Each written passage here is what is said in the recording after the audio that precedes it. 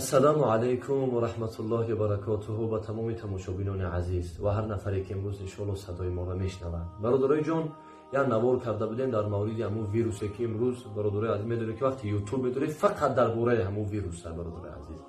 اینجا بله رسول خدا صلی الله علیه و سلم میفرماید که چگونه ای که ای شیر فرار میکنین ای وبا را نیز همون گونه فرار بکنین، یعنی بگریزین.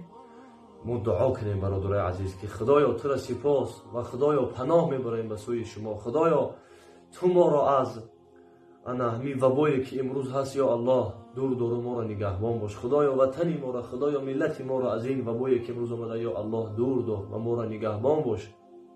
پدر و مادر ما را، دوستای ما را یا الله، هم زبانهای ما را، هم دینی ما را خدایا از این بلایی که امروز آمده ما را نگهبان باش.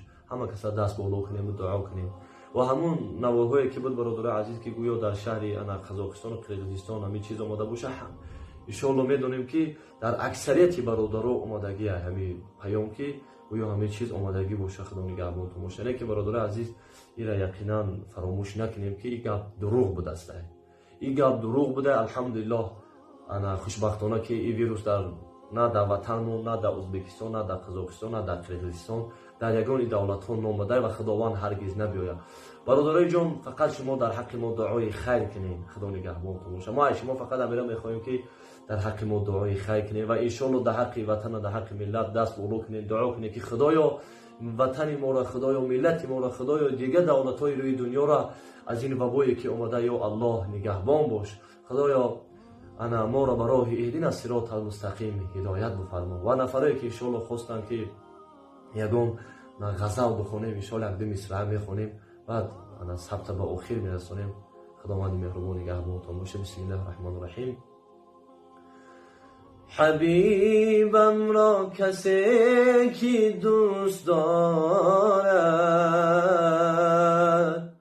کجا مالک ورا دوزخ درآرد، کجا مالک ورا دوزخ درآرد. و جان و دل محبی مصطفی باش، به یارانی محمد جان فدا باش. و یا به یارانی محمد جان فدا باش. در جوانی طاعتی چندان کردم وای وای، طاعتی شایسته رحمان کردم وای وای. امر و نهی حق تعالی را نیاوردم بجای، خواندم و دانستم و فرمان نکردم وای وای. یا رسول الله رحمتا للعالمین، یا رسول الله از همه کس بهترینی، یا رسول الله تو شافع المذنبین، یا رسول الله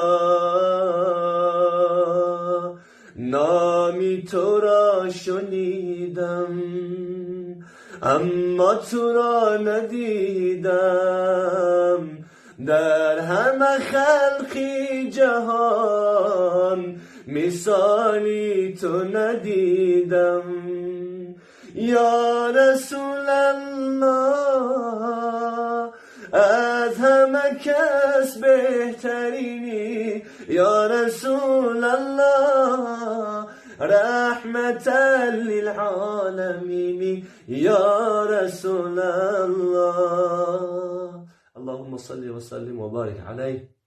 برادرای جان، در حق من دعاگو باشین ان شاء الله. دعای شما انا هر دعایی که میکنین در حق ما برادر عزیز انشالله پیشروی ما هسته. خداوند مهربان یار و مددگار باشه.